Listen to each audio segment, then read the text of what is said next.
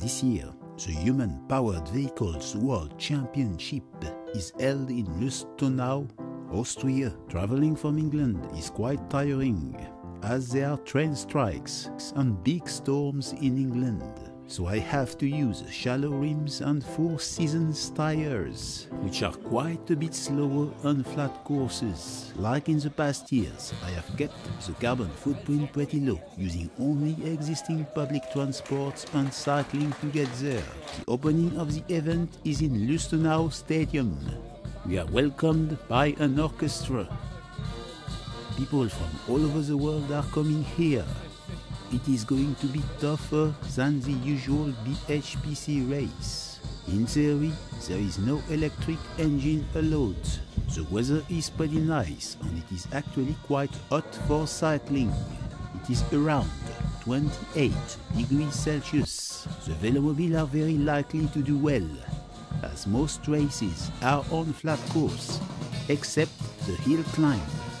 The event is lasting 3 days. There is a hill climb in the evening where I want to be competitive. Sprints are taking place on the Saturday. There will be a 1 kilometer standing start, a 200 meter flying start and a 4 kilometer standing start. That will be hard as I tend to screw things up. Plus I am not that powerful and I don't have the most aerodynamic setup. I'm expecting the big powerful guys in velomobile to dominate that event. The final day will be a 100-kilometer race. It will be on a flat course. Yet again, the big guys in velomobiles will be invincible. The only question is how many times I will be lapped. Unlike last year, there will be no hill to gain back the time lost on the flat. Now we have moved to Margrethen, Switzerland. It is a few kilometers away from Lustenau, on the other side of the border.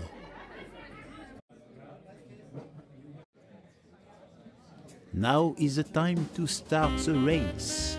I am not starting from a nice position. This time round, I have no issue clipping the pedals. I am not taking an aggressive start, so quite a few people are getting ahead of me. Alan Inzen, the favorite on his cruise bike, started from the front, so I have a lot of work to do to catch up.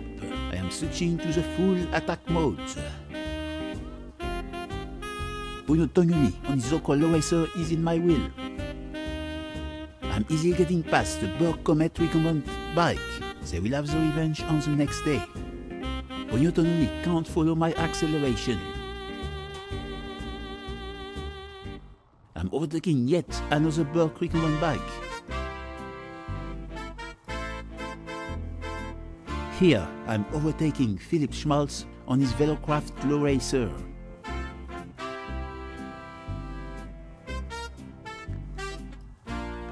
And here is Michael Laman, who upgraded to a Berg Comet recumbent bike. Here is a rather uncommon bike, where you lie down on your belly. That position does not look very comfortable. This is Rivan Leburn on his Zokra prototype. The seat angle is very low, so it is very aerodynamic. That's a shame that you can't buy that bike.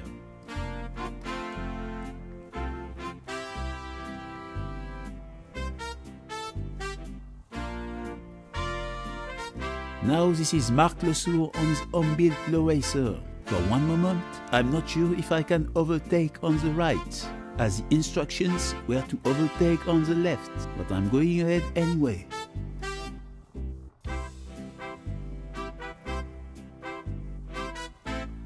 I am now in 3rd place.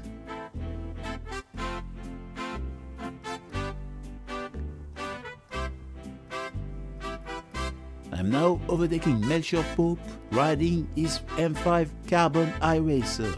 He does look like a big powerful guy. He will be hard to beat in the sprints and 100 km on flat roads. I now have Alain Inzen on his cruise bike in sight, but he may already be too far away.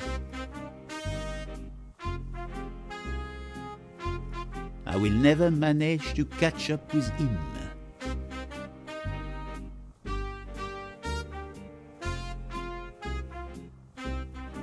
There is a big chance I will blow out if I accelerate and try to catch up with him. I did that at a previous World Championship. So now I am just trying to comfortably keep the second place. Nobody will come back to me, and I will get the second place in that first race. The average gradient was nearly 8%. So it was harder than the hill climbs in the previous World Championships.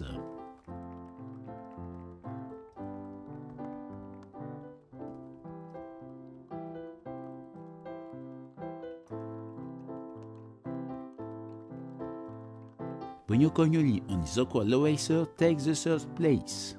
Interestingly, I think the velomobiles took the 4th and 5th place. So there are some pretty strong guys.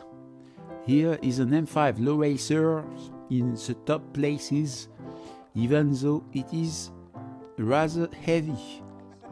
There is a bunch of fast high racers and low racers in the first top places, ahead of the two very light Zocora high racers of Rivan Leborg and Pierre Goujon. They have their bikes set up in a more aerodynamic way than mine. Their seat is more reclined and their handlebar position is more narrow.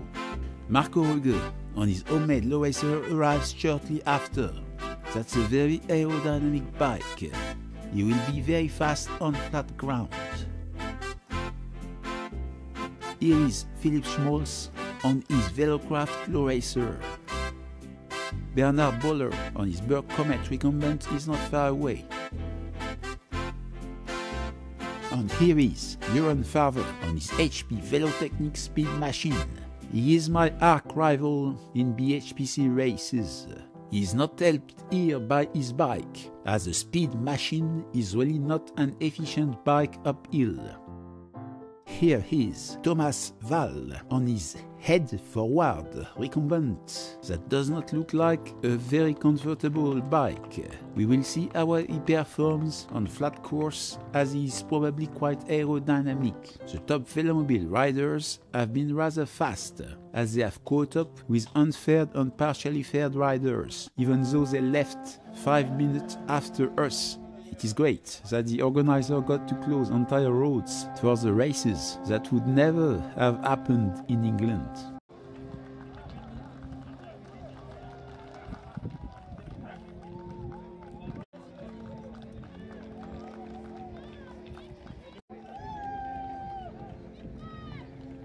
Now we are back to Lustenau for the 1 kilometer standing start. The starting order is the same as the hill climb classification. Alain Hinzen on his Scrollbike V20 is therefore starting first ahead of me. The main issue in those events is the start. My start is terrible. I am struggling to clip into the pedals. I am more or less pedaling with one leg. I am not much faster than when I was accelerating uphill in the hill climb. So yet again, the podium will be for another year. In this kind of sprint race, you can't really catch up. My top speed once clipped in is not fantastic, so it is definitely lost. Here is Alexander Kaminger on his M5M Racer. Most of the other competitors are doing better than me.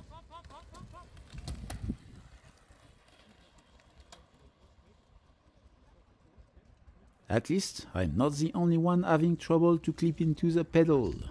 François Fournier on his Pelso Brevet is having a bad start. Carsten Krajus on his Cruiseback V20 is starting very well. The problem when you're already clipped in at the start is that you can just fall off if something goes wrong. Here is Thijs Leborg on her custom Zocora Low Racer. Everything is customized, including the paint. Here is Thomas Wald on his head-forward recumbent. Unlike most recumbent bikes, the drivetrain is very efficient. However, the riding position does not look very comfortable. Here is Michael Hamann on his new Berg Comet recumbent, who was quite competitive last year. Here is Geoffroy Lelièvre on his custom Zocora Low Racer. I might use the same technique to start next year. Now, here is Olivier Cresson on his homemade Zocol bike. He is rating very high for the World Start competition. Here is Christophe Kalb on an Optima Baron Low Racer. I used to race on that bike. It is quite fast, but not that good for the city riding I do. That is what we call an impressive start technique. That bike, the Berg Comet, is a very fine bike. It is very well suited for flat roads and has been in the top places of World Championships for years.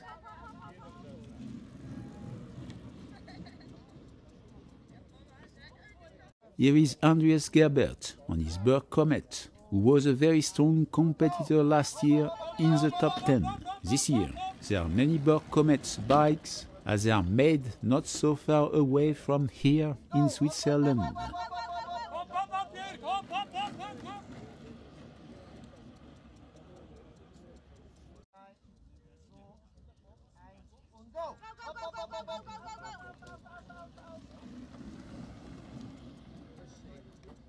Here is Paul Chenot on an Optima Baron Low Racer. Like a lot of recumbent bike brands, Optima stopped making recumbents a long time ago. Here is our own James Coxon on his ice trike. 1 hour and 100 km world record holder. He has a massive power.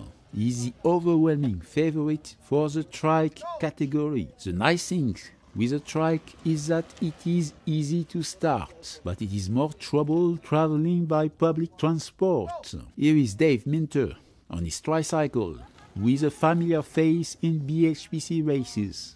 Here is the tilting trike that is nearly as aerodynamic as a low racer and is very stable on 3 wheels. It looks like he has a rear suspension as well. Now we have a more classic Ice VTX trike, which is a more classic machine in recumbent races. The steam train is not part of the race.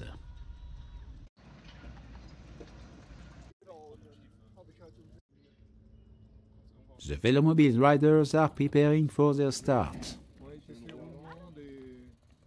Here is Marco Ruger on his homemade low racer.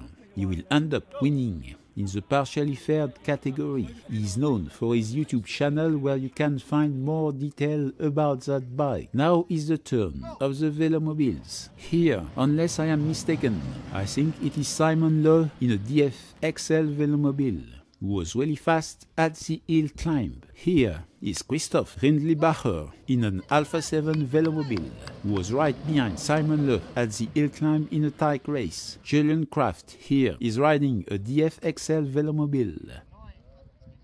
He is followed by Christoph Gogeler in a Quest velomobile. The problem with the velomobiles is that it is hard to identify the rider. Are we really sure who is riding? Isn't it Bruno Sandres in his Milan SL velomobile? He is a defending 2022 world champion. Here I think it is Laurent Ravinetto in the bulk velomobile. This year there is more competition for the overall classification. The profile of the races is rather different, as it favors the powerful riders with the most aerodynamic velomobiles. Although the hill climb was the hardest hill climb in the last 6 years. I have never crossed the border between countries so often as the races were both in Austria and Switzerland. After the morning event, I went back to sleep at the hotel. And I forgot the camera, so unfortunately I don't have more footage. I did not fare very well in the 100 km event. I did not manage to get in a group of unfair bikes, as there were velomobiles in between, and you can't really draft velomobiles. Plus, I really did not have the straight line speed. Having shallow wheels and 4 seasons tires did not help here. I was also quite uncomfortable in the sharp corners, and I was losing time there.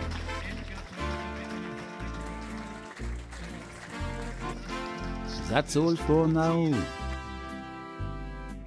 Thanks for the ladies that gave me the second orange bag, as I somehow had more stuff when I left than when I arrived.